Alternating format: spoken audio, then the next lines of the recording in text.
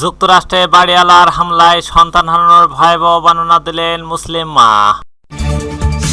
এরপর জানিয়ে দিব ভারতে 100 কোটি মানুষের শখ পূরণের টাকা নেই। আরও জানিয়ে দিব সত্য নাদেলাকে প্রশ্ন করায় কর্মীদের ঘাড় ধাক্কা। আরও জানিয়ে দিব মিয়ানমারের বিয়ের অনুষ্ঠানে 500 পাউন্ডের বোমা ফেলল জান্তা বাহিনী। সর্বশেষ জানিয়ে দিব সুদানের সামরিক বিমান বিধ্বস্ত, অন্তত 10 জন নিহত। এতক্ষণ শুনছিলেন সংবাদ শিরোনাম, এবার বিস্তারিত। তার আগে অনুরোধ থাকবে আজকের এই ভিডিও সম্পর্কে আপনার মূল্যবান মতামত। ভিডিওটি ভালো লাগলে লাইক, কমেন্ট ও শেয়ার করে সবাইকে দেখার সুযোগ করে দিন। যুক্তরাষ্ট্রে বাড়িওয়ালার হামলায় সন্তান হারানোর ভয়াবহ বর্ণনা দিলেন মুসলিম মা। যুক্তরাষ্ট্রের শিকাগোর ও শহরতলিতে বসবাসকারী একজন মুসলিম মা বিচারকদের কাছে প্রথমবারের মতো বর্ণনা করেছেন কিভাবে তাদের বাড়িওয়ালা ছুটি হাতে তার পরিবার উপর হামলা করেছিল।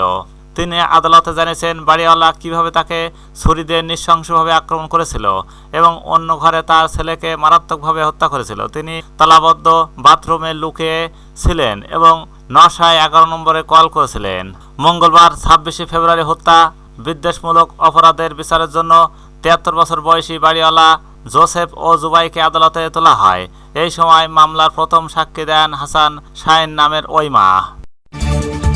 ভারতে 100 কোটি মানুষের শখ পূরণের টাকা নেই।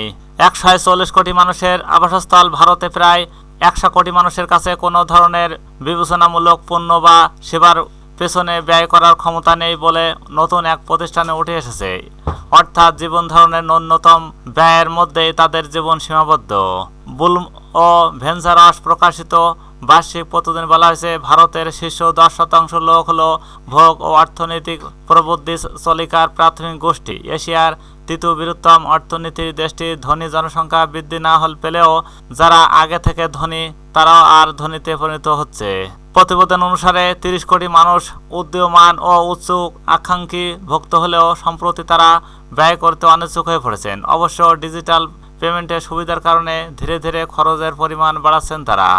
এই বিষয়গুলো সারা দেশের বেশিরভাগ ভোক্তা বাজারকে পরিবর্তন করতে বাধ্য করে। বিশেষত প্রিমিয়ামাইজেশন বা উচ্চ মূল্যর পণ্যর প্রবণতা বাড়ছে। প্রতিষ্ঠানগুলো বৃহৎ ও সংখ্যক ভোক্তার জন্য পণ্যর বাজারে পরিবর্তন ধনীদের জন্য ব্যয়বহুল আপগ্রেড পণ্যগুলোতে দ্বিগুণ মনোনিবেশ করছে।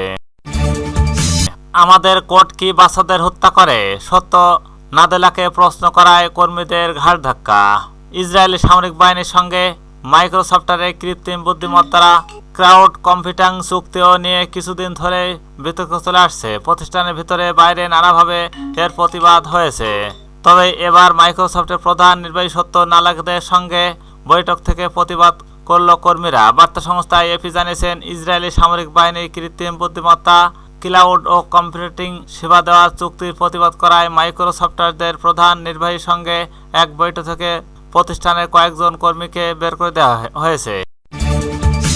মিয়ানমারে বিয়ের অনুষ্ঠানে 500 পাউন্ডের বোমা ফেলল জান্তা বাহিনী। মিয়ানমারের মাগু অঞ্চলের তেল সমৃদ্ধ শহর মেকাইংয়ে জান্তা বাহিনীর বিমান হামলায় অন্তত 14 জন বেসামরিক নাগরিক নিহত হয়েছেন। মঙ্গলবার 25 ফেব্রুয়ারি সকালে স্থানীয় সেনা কোনো গ্রামে এই হামলায় অব্যাহত হয়েছে বহু মানুষ। মিয়াইং ও পিপলস ডিফেন্স টিমের এক সদস্য বলেন বিয়ের অনুষ্ঠানে লোকজন যে স্থানে রান্না করছিল সেখানে বোমা আঘাত হানলে অনেক হতাহত হন। স্থানীয় সংবাদ মাধ্যম ইরাবতী জানিয়েছেন জান্তা বাহিনী বিমানটি 2টি 500 পাউন্ডের বোমা ফেলেছিল। এতে অনুষ্ঠানের আয়োজন স্থলটি জ্বলন্ত ধ্বংসস্তূপে পরিণত হয়। সুদানের সামরিক বিমান বিধ্বস্ত, অন্তত 10 জন নিহত। সুদানের রাজধানী খার্তুমের উপকণ্ঠে একটি সামরিক বিমান বিধ্বস্ত হয়ে বেশ কয়েকজন কর্মকর্তা ও বেসামরিক নাগরিক নিহত হয়েছেন বলে জানিয়েছেন দেশটির সেনাবাহিনী। মঙ্গলবার 26 ফেব্রুয়ারি এই দুর্ঘটনার কমপক্ষে 10 জন নিহত হয়েছেন। মঙ্গলবার রাতে এক বিবৃতিতে আধা সামরিক আরএসএফ ও বাহিনীর সঙ্গে যুদ্ধরত সুদানের সেনাবাহিনী জানিয়েছেন বিমানটি ওয়াইত ও সিদনা ঘাঁটি থেকে উড্ডয়নের সময় বিধ্বস্ত হয়েছে। এতে সামরিক কর্মী ও বেসামরিক উভয় নিহত ও আহত হয়েছেন। বিবৃতিতে আরও বলা হয়েছে আহতদের হাসপাতালে ভর্তি করা হয়েছে। অগ্নি নির্বাপক দল দুর্ঘটনাস্থলে আগুন নিয়ন্ত্রণে আনতে সক্ষম হয়েছে। একটি সামরিক সূত্র এএফপিকে জানিয়েছেন কারিগরি কারণে বিমানটি বিধ্বস্ত হতে পারে।